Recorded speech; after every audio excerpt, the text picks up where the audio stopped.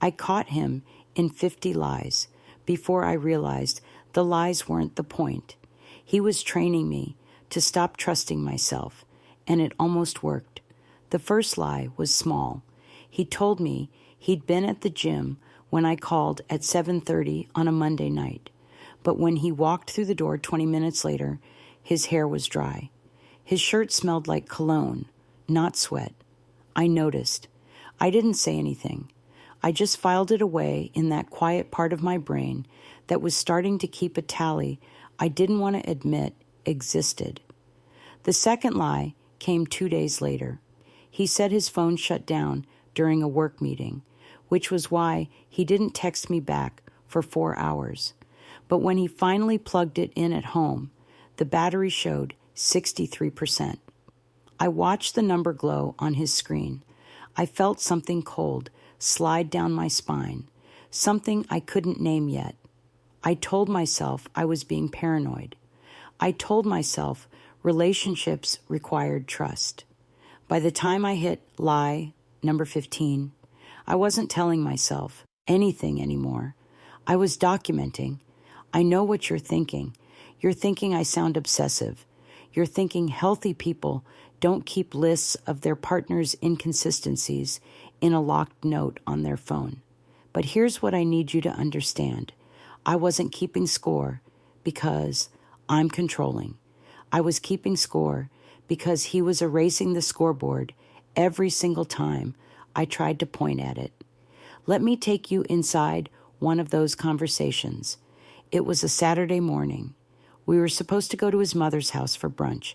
He'd promised me 3 times that week we'd go, even texted me Friday night to confirm. But Saturday morning, he woke up and acted like the plan never existed. When I brought it up, he looked at me like I'd grown a second head. I never said that, he said. His voice was calm, almost amused. You must be thinking of something else. I felt my chest tighten. I pulled out my phone and showed him his own text message. The words were right there. Looking forward to brunch with Mom tomorrow.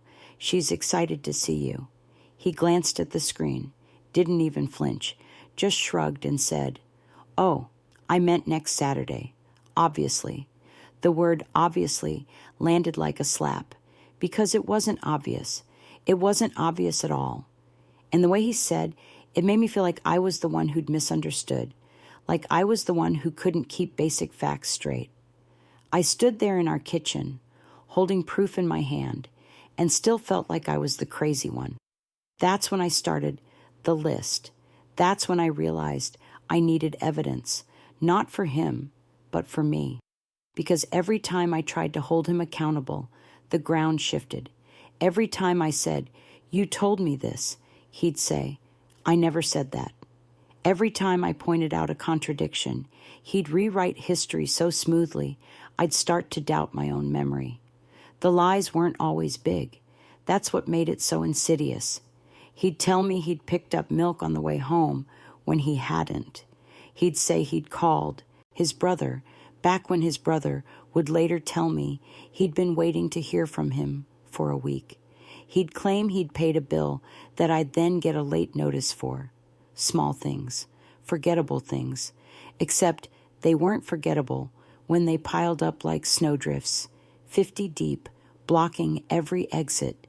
And when I'd bring up the pattern, when I'd say, This keeps happening, he'd flip it. He'd say I was being controlling. He'd say I was keeping score, like it was a bad thing, like tracking someone's consistent dishonesty was a character flaw on my part. He'd tell me I was too focused on the negative, that I never appreciated the good things he did. I started to notice how he'd answer questions. If I asked, Where were you? He'd say, Why are you interrogating me? If I asked, Did you do that thing you said you'd do? He'd respond with, Why don't you trust me? He never answered directly. He'd turn every question into an accusation about my character.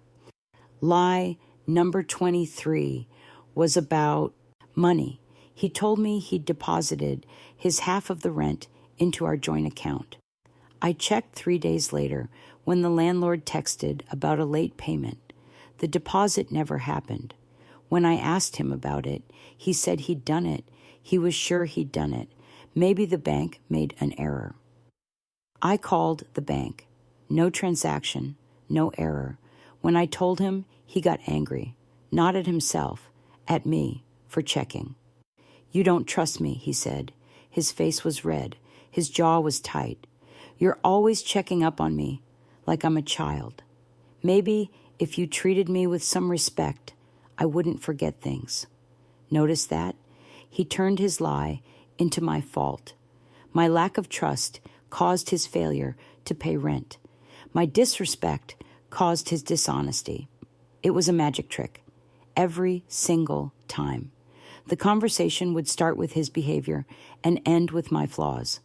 By lie number 30, I wasn't even angry anymore. I was exhausted. I felt like I was living in one of those dreams where you're trying to run, but your legs won't move. Every conversation was quicksand.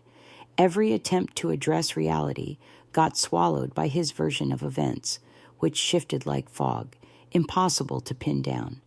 But here's what I didn't realize until much later. The lies weren't the point. The lies were just the tool. What he was actually doing was making me doubt everything I saw and felt, so I'd stop trusting myself and start depending on him to tell me what was real. Let me show you how this worked. Lie number 37 was about his ex-girlfriend. He told me at the beginning of our relationship that they hadn't spoken in over a year, that it ended badly, that she was crazy and obsessive.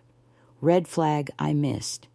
When someone tells you their ex is crazy, believe them. Believe that they'll say the same thing about you someday. I found out by accident they were still in contact. I saw a text preview on his phone while we were watching a movie. Her name, a heart emoji. The message said, "Miss you too." When I asked about it, he didn't deny it. He just reframed it. "We're friends," he said. "Is that a crime? You're being insecure. This is exactly why I didn't tell you. I knew you'd overreact." See what happened there? I wasn't upset because he lied. I was upset because I'm insecure. The lie wasn't the problem. My reaction to discovering the lie was the problem. He'd hidden this from me for months, but somehow, in the span of 30 seconds, I became the villain. And here's the thing that made me feel like I was splintering apart. A part of me believed him. A part of me thought, maybe I am being insecure. Maybe I am overreacting. Even though my gut was screaming. Even though every instinct I had was telling me this was wrong. I doubted myself more than I doubted him. That's the real damage. Not the lies themselves, but the way they trained me to mistrust my own perception. I'd see something clearly, confront it, and then walk away feeling like I was the one who'd misunderstood. Like I was the one who needed to apologize. Like my reality was negotiable. Lie number 42 was the one that almost broke me. He told me he was working late on a Thursday. I was homesick with the flu, feverish and achy, and I'd asked him to pick up medicine on his way home. He said he would. He promised. 9 o'clock came and went. 10 o'clock. 11.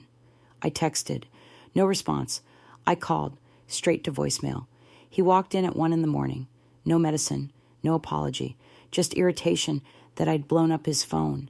I asked where he'd been. He said, work. I asked why his phone was off. He said the battery went out. I asked why he didn't pick up the medicine. He said he forgot because I'd stressed him out with all my texts. I was too sick to fight. I just cried. And you know what he did? He sighed. He acted like my tears were an inconvenience. He said, "Here we go again. You always do this. You always try to make me feel like a bad guy."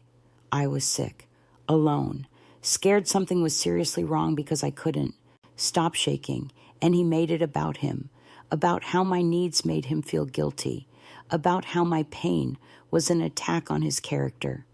That night, Shivering under 2 blankets, I looked at my list. 42 lies. 42 times he'd said one thing and done another. And I realized something that made my blood run cold. He wasn't lying because he forgot. He wasn't lying because he was careless.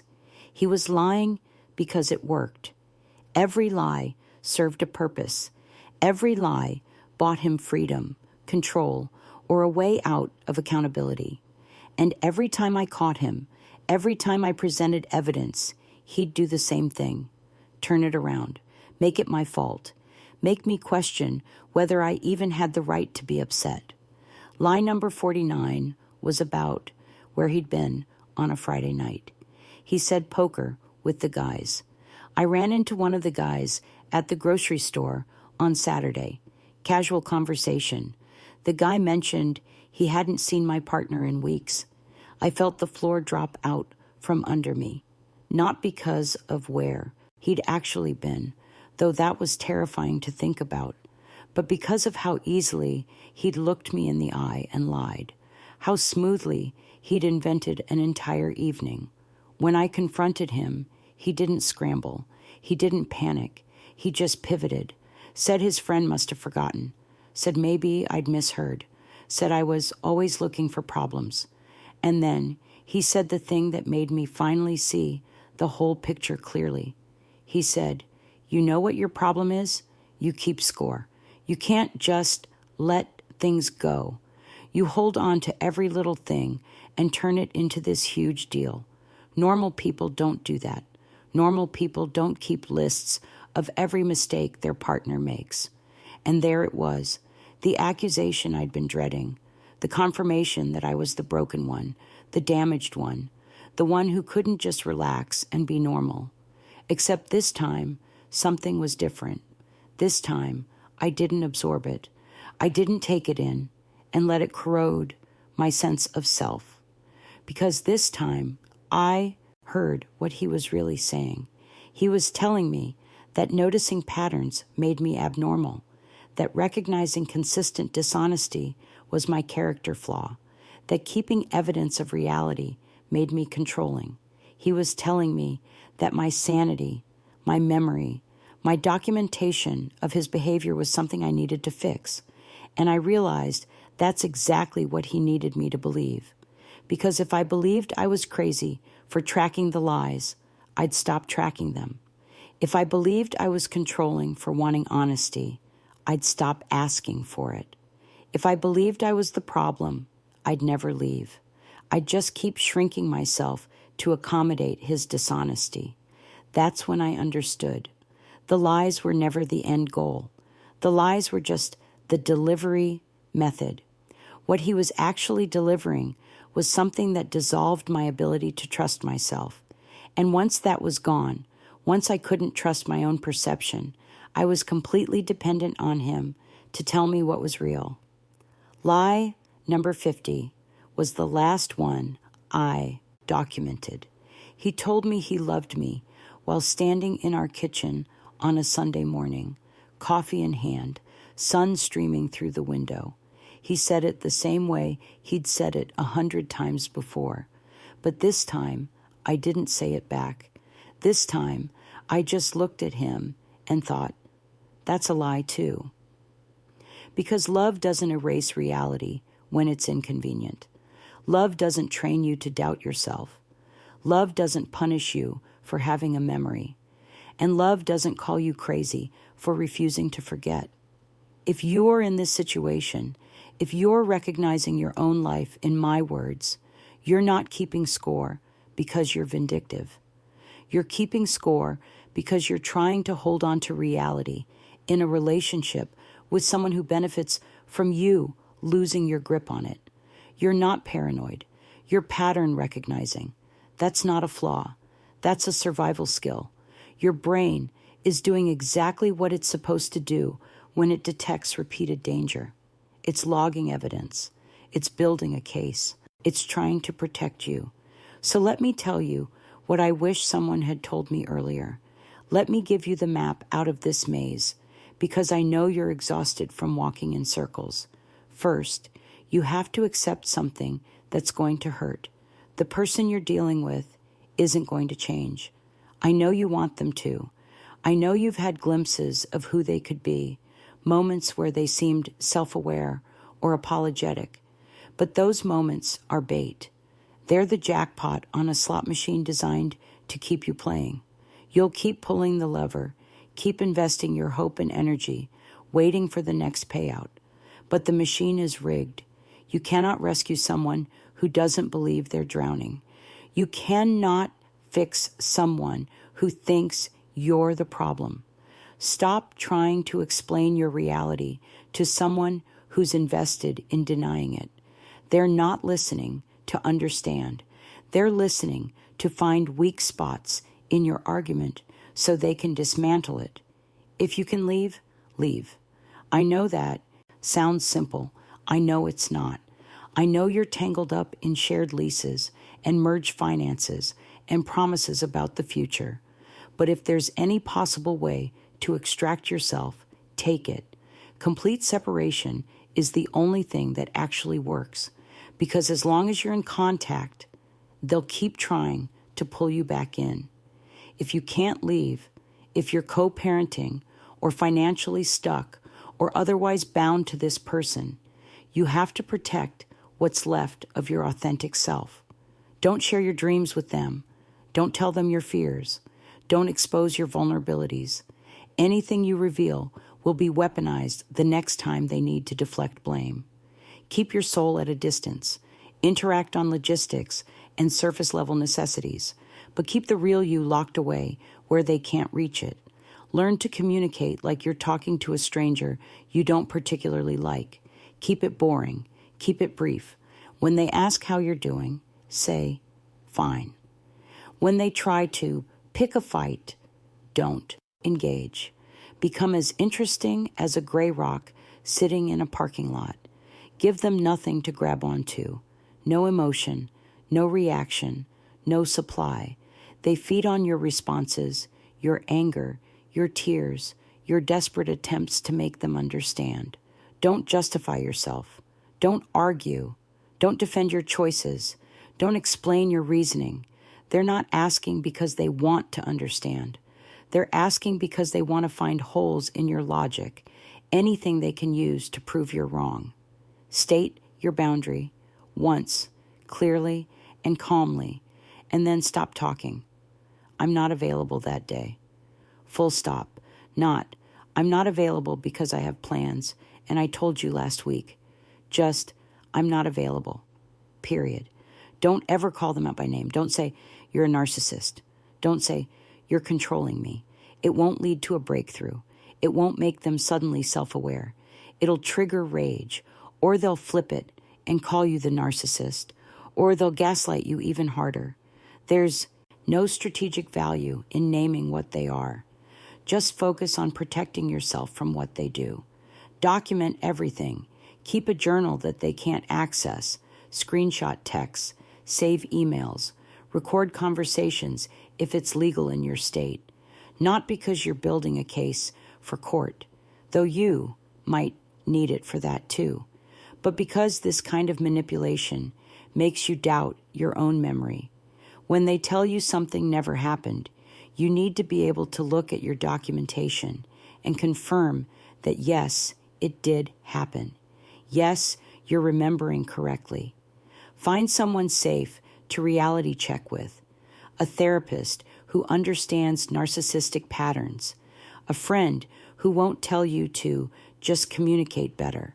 You need someone who can listen to your experience and reflect it back to you without distortion.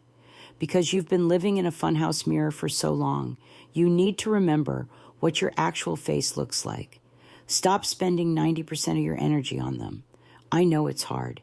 I know they take up so much space in your head that there's barely room for anything else. But that's by design. The more of your bandwidth they consume, the less you have left for building a life they're not the center of. Start small. Invest 10% of your energy into something that's just yours. A hobby, a friendship, therapy, exercise. Then push it to 20%, 30%. Slowly reclaim the territory they've occupied in your psyche. Set boundaries and expect them to be violated. I'm not being pessimistic. I'm being realistic. Boundaries aren't about controlling their behavior.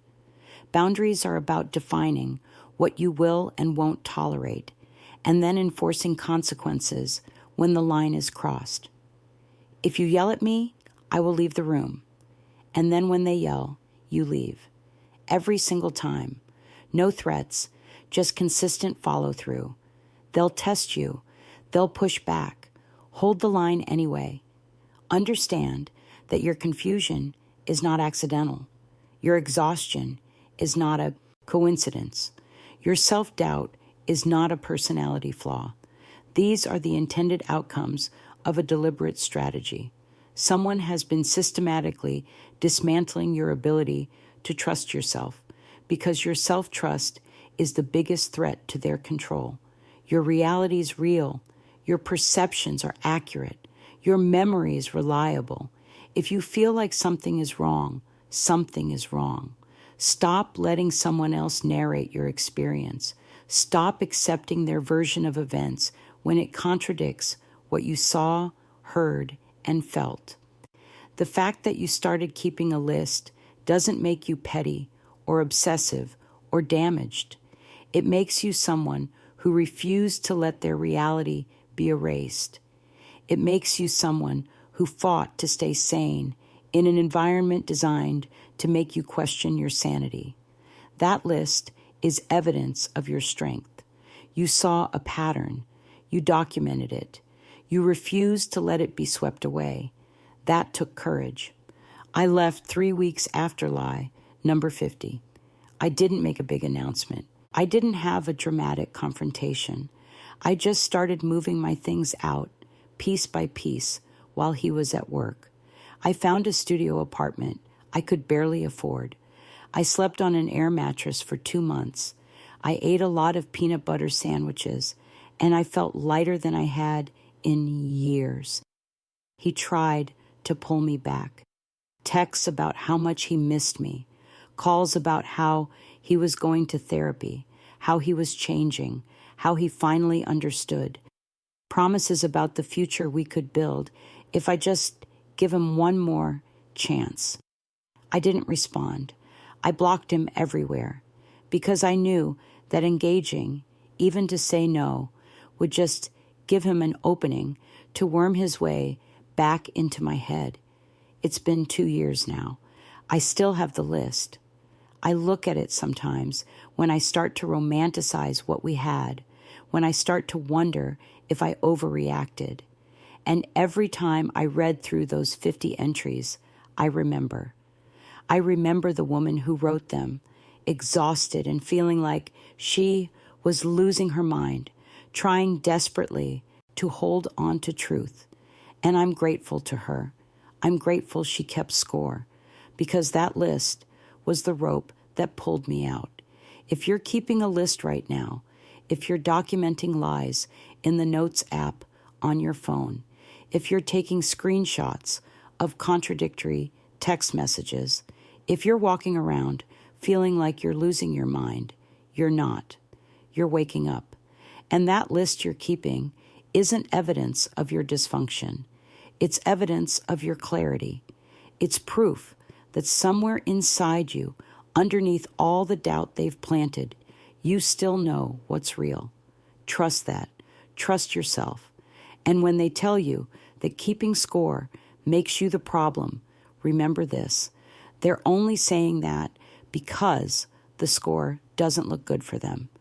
You deserve someone who tells you the truth. You deserve someone who respects your memory. You deserve someone who doesn't make you feel crazy for expecting basic honesty. And you deserve to trust yourself again. That trust, that's what they took from you. And that's what you're going to rebuild, one day at a time, until you look in the mirror and recognize the person staring back at you. I know you're tired. I know you've been fighting this fight for so long that you can barely remember what peace feels like. But the exhaustion you feel right now is not weakness. It's proof that you've been carrying something too heavy for too long. And the fact that you're still here, still searching for answers, that's not damage. That's resilience. You're going to get through this, not because it's easy, but because you're stronger than you know, because you kept that list, because you trusted yourself enough to document reality, even when someone was telling you reality didn't exist. If this story resonated with you, if you saw yourself in these words, hit that subscribe button. Not for me, but for you. Because you deserve to keep learning, keep growing, keep validating your experience. And if you found even one thing in this video that made you feel less alone, less crazy, less broken, hit the like button. Let's build a community of people who refuse to let their reality be erased. And if you're still in it, if you're still living in that fog of confusion and self-doubt, save this video. Come back to it when you start to doubt yourself again. Come back to it when they tell you you're overreacting. Come back to it when you need someone to remind you that your perception is valid, your memory is accurate, and your reality is real. You're not alone. You're not crazy. You're not too sensitive or too demanding. You're someone who expected honesty and got manipulation instead. You're someone who asked for consistency and got chaos. But here's the thing they didn't count on. You kept the receipts. You documented the pattern. You refused to forget. And that's what's going to save you. Not immediately, not painlessly, but eventually, that clear-eyed recognition of what was actually happening is going to be the lifeline that pulls you out. So keep that list. Keep documenting. Keep trusting yourself. And when you finally walk away, when you finally put enough distance between you and them that you can breathe again, you're going to look back at that list and thank yourself for refusing to let go of the truth. Because that truth, the one they tried so hard to make you doubt, that's the foundation you're going to rebuild your life on. You've got this. I believe in you. And somewhere deep down, underneath all the doubt they planted, you believe in you too. Hold on to that. It's the only thing they could never take away.